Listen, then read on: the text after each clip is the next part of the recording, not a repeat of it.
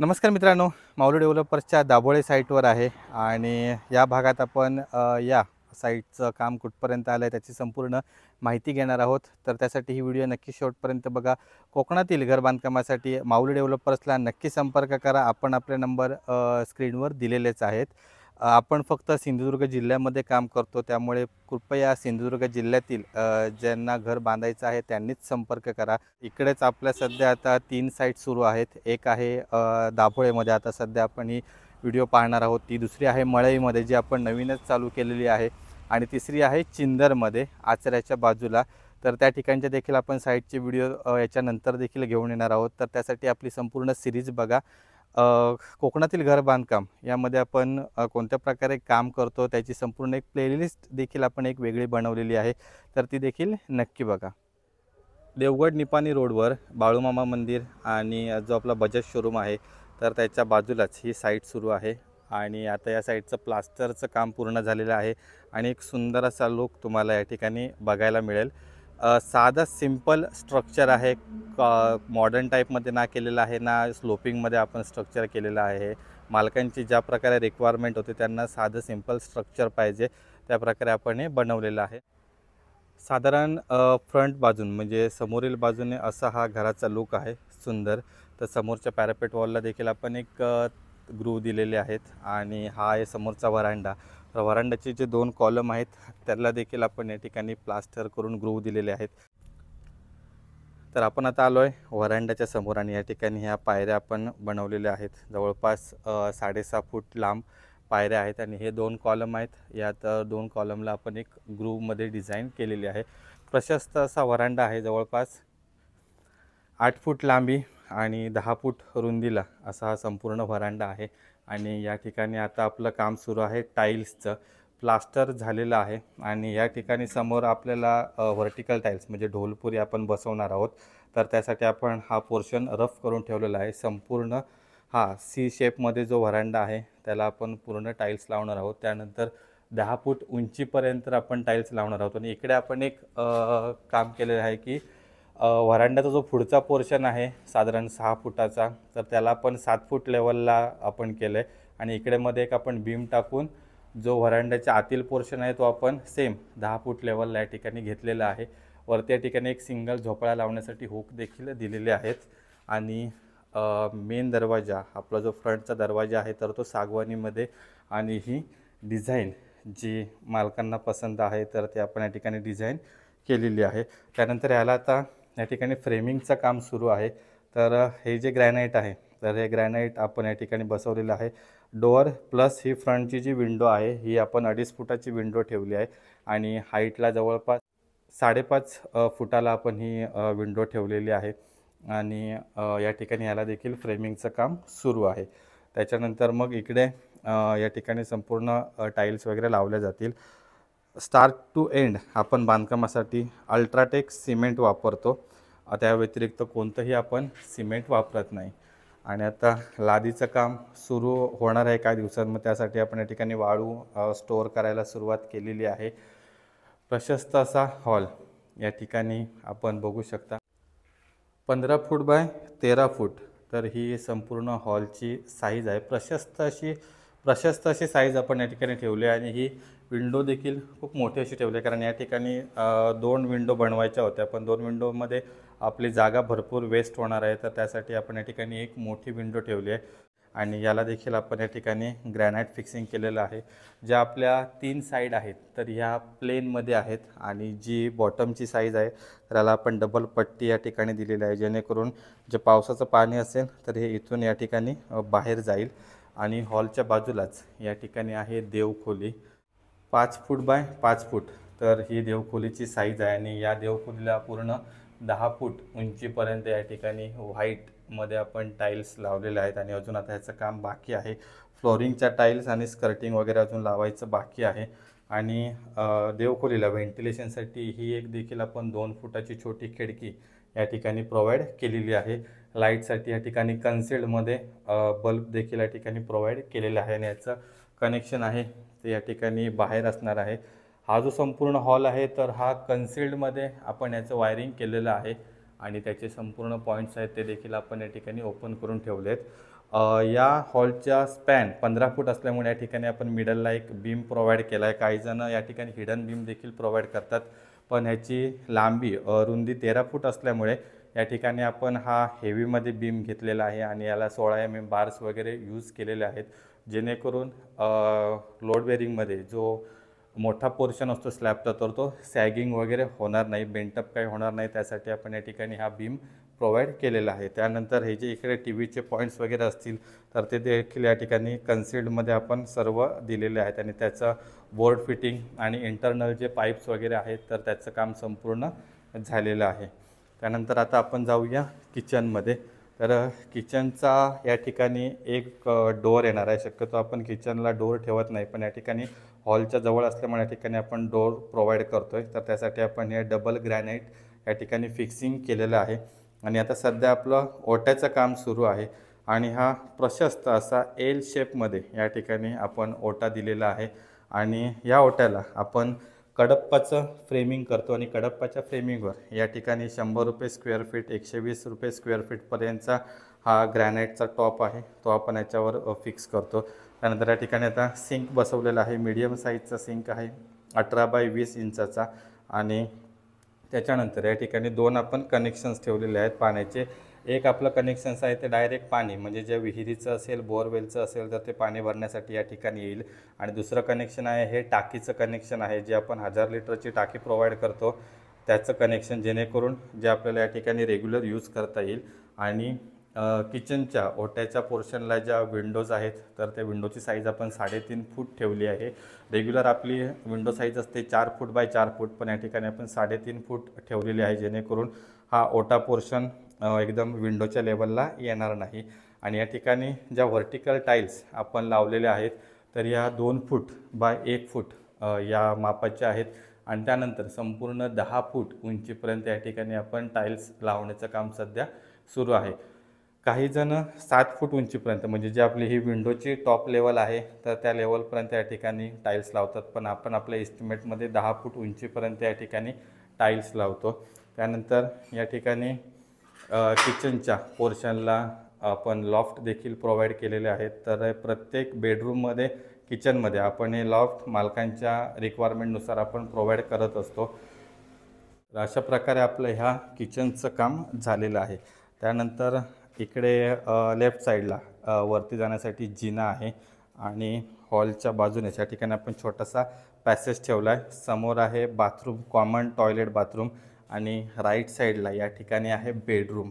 तर ही बेडरूम देखील प्रशस्त अशी 10 बाय 12 फूट साईजची आहे आणि या ठिकाणी ही दुसरी त्यांची शेड असल्यामुळे इथून आपण एक्झिट या ठिकाणी ही जी शेड आहे तर त्या ठिकाणी त्यांना जाण्यासाठी इकडे एक एक्झिट पाहिजे होती, तर म्हणून हा डोअर या ठिकाणी आपण प्रोव्हाइड केलेला आहे.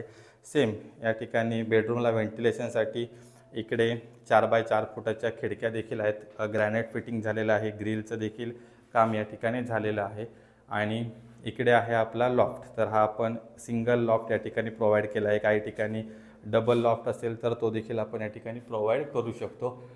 सिलिंगला फॅन हुक वगैरे देखील सर्व या ठिकाणी आपण ठेवलेले आहेत आणि या बेडरूमचं इलेक्ट्रिक असणार आहे ते ओपन पट्टीमध्ये असणार आहे, त्यामुळे इकडे आपण अजून जे काही काम आहे ते अजून इलेक्ट्रिकचं चालू केलेलं नाही आहे. बेडरूम नंतर या ठिकाणी आहे बाथरूम. तर हा बाथरूम आहे हा 7 फूट बाय 4 फूट लांबी आणि रुंदीचा आहे. कम्फर्टेबल होतो. 7 foot by 4 foot he size एकदम सफिशियंट आहे अटॅच टॉयलेट बाथरूमसाठी. आणि या ठिकाणी वॉल माउंट कमोड बसणार आहे, त्यासाठीचा जेट्ससाठीचं कनेक्शन या ठिकाणी दिलेलं आहे. एक नळाचं कनेक्शन दिलेलं आहे. त्यानंतर गरम पाणी थंड पाणी तर त्यांच्यासाठीचे देखील या ठिकाणी कनेक्शन्स झालेले आहेत. शॉवरचं कनेक्शन देखील झालेलं आहे आणि या ठिकाणी आहे गिझरचं कनेक्शन. तर इकडे वॉल टाईल्स लावण्याचं काम सुरू आहे, त्यासाठी आपण इकडे रफ पोर्शन सर्व करून घेतलेलं आहे. बाथरूमची जी विंडो आहे ती 1.5 फूट बाय 2 फूट या साईजमध्ये असणार आहे आणि याला लोअर्स लागतील, तर त्याचं काम अजून बाकी आहे. ज्यावेळी स्लायडिंगचं काम करू त्यावेळी आपण या ठिकाणी लोअर्स लावू. तर हा जो लादीचा पॅटर्न आहे तर हे सर्व मालक डिसाईड करतात त्यांना कोणता पॅटर्न पाहिजे आहे, तर तो आपण या ठिकाणी त्यांना प्रोव्हाइड करून देतो.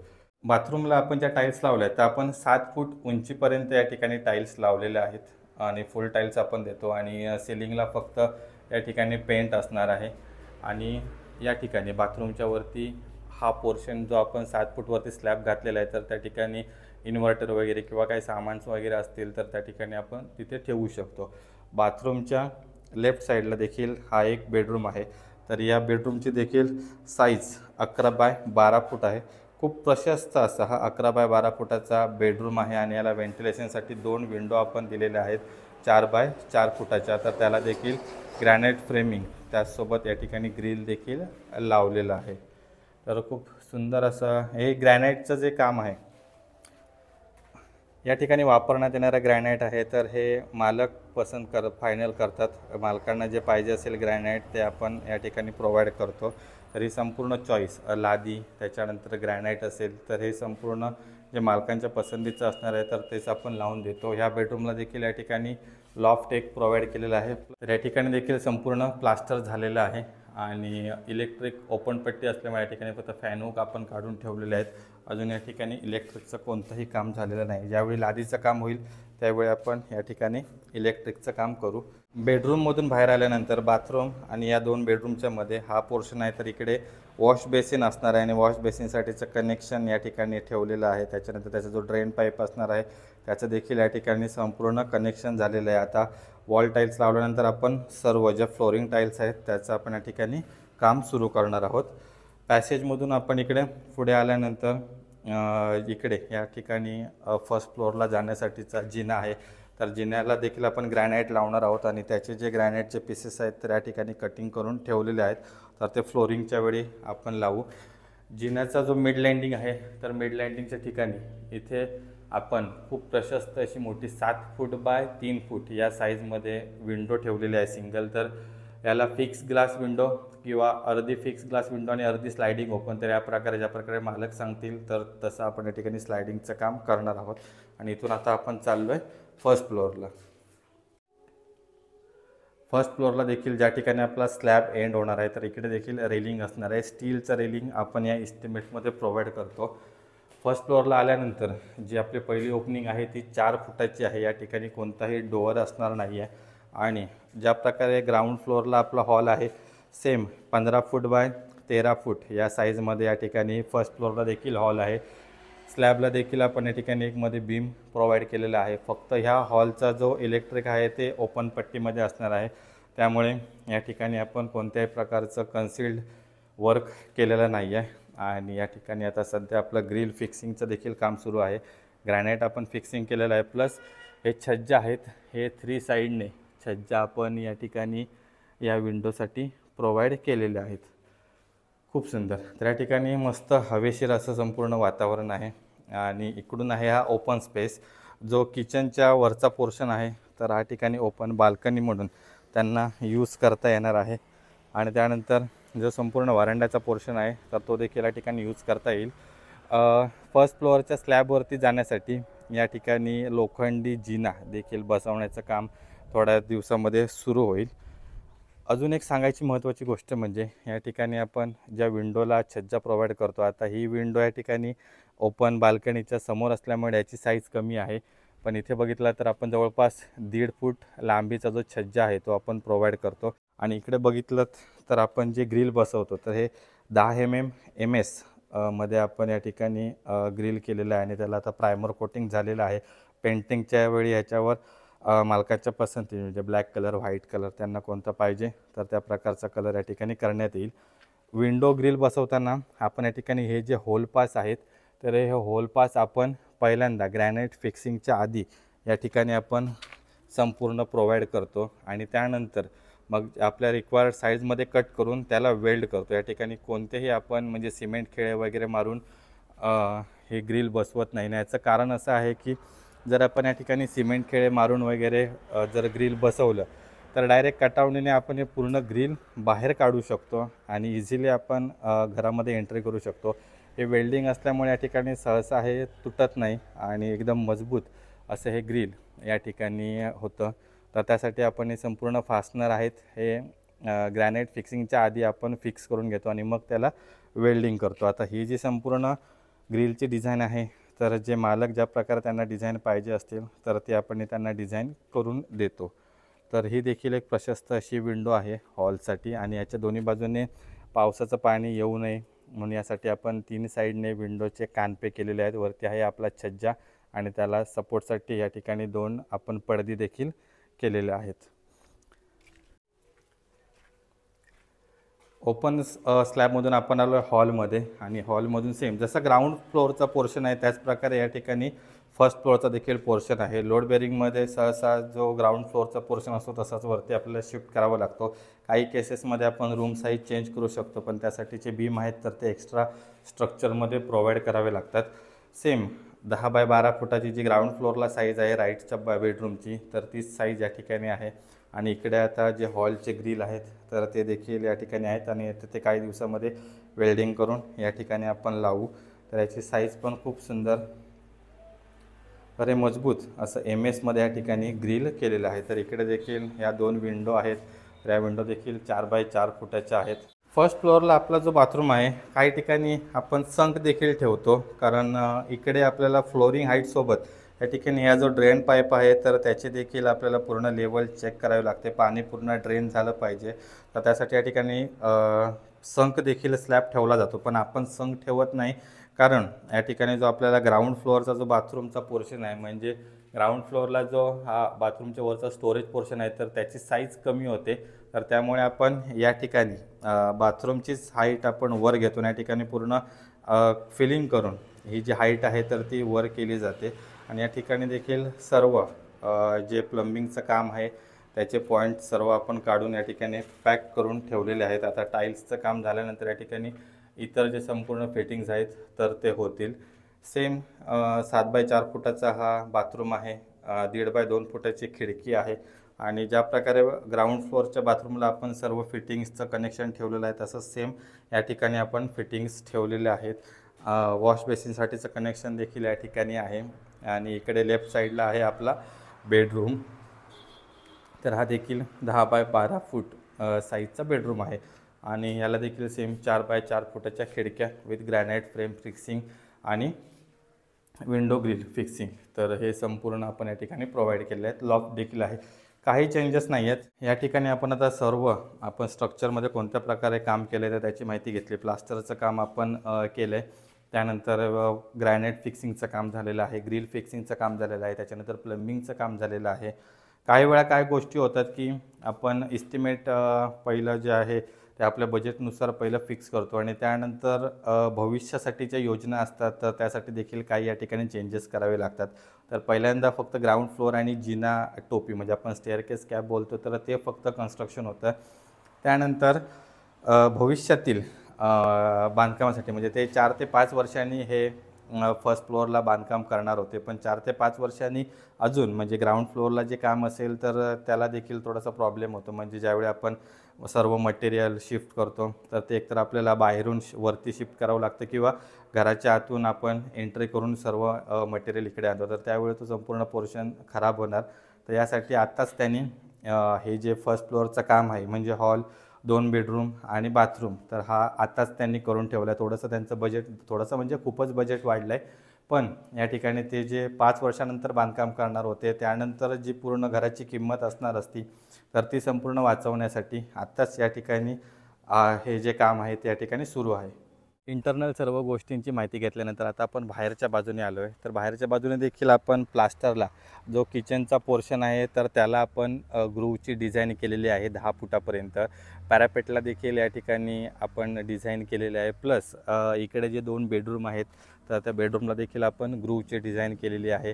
विंडोचे जे छज्जे आहेत तर हे संपूर्ण 3 साईडने आपण छज्जा केलेल्या आहेत जेणेकरून पावसाच्या पाण्याचा काही त्रास होणार नाही आणि विंडोचे ग्रिल देखील या ठिकाणी फिक्स केलेले आहेत। त्यानंतर इकडे जो जिना टोपीची जी आपली पूर्ण एरिया आहे तर ती जी विंडो आहे तर ती विंडो देखील आपण पूर्ण बॉक्स टाईपमध्ये या ठिकाणी त्याला छज्जा प्रोव्हाइड केलेला आहे विथ सेफ्टी ग्रिल तर ते देखील या ठिकाणी संपूर्ण काम झालेलं आहे। जे ओपन स्लॅबवर पाणी येतं तर त्यासाठीच्या या ठिकाणी पाईप्स देखील प्रोव्हाइड केलेले आहे प्लस पॅरापेट वॉल आहे तर ती देखील 3 फुटाची आपण दिलेली आहे। आपण आता ह्या ज्या घराचं बांधकाम बघितलं तर याचा संपूर्ण एरिया आहे तो 1650 स्क्वेअर फीट आहे. त्यामध्ये ग्राउंड फ्लोअर आहे तो 950 स्क्वेअर फीटचा आहे आणि त्यामध्ये हॉल, त्याच्यानंतर 2 बेडरूम, किचन, टॉयलेट, बाथरूम आणि व्हरांडा या पोर्शनचा संपूर्ण समावेश आहे. आणि फर्स्ट फ्लोअरला जे तुम्ही बघितलं तर त्याच्यामध्ये हॉल, त्याच्यानंतर 2 बेडरूम, एक कॉमन टॉयलेट, बाथरूम, तर या सर्वांचा जो एरिया आहे तो 700 स्क्वेअर फीट आहे. एकूण 1650 स्क्वेअर फीटचं हे काम आहे.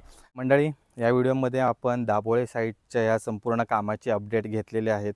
जर तुमचे काही प्रश्न असतील तर स्क्रीनवर दिलेल्या नंबरवर संपर्क करा. माऊली डेव्हलपर्समध्ये आपण फक्त सिंधुदुर्ग जिल्ह्यामध्ये काम करतो, त्यामुळे कृपया सिंधुदुर्ग जिल्ह्यातील ज्यांना घर बांधायचं असेल तर त्यांनीच संपर्क करा.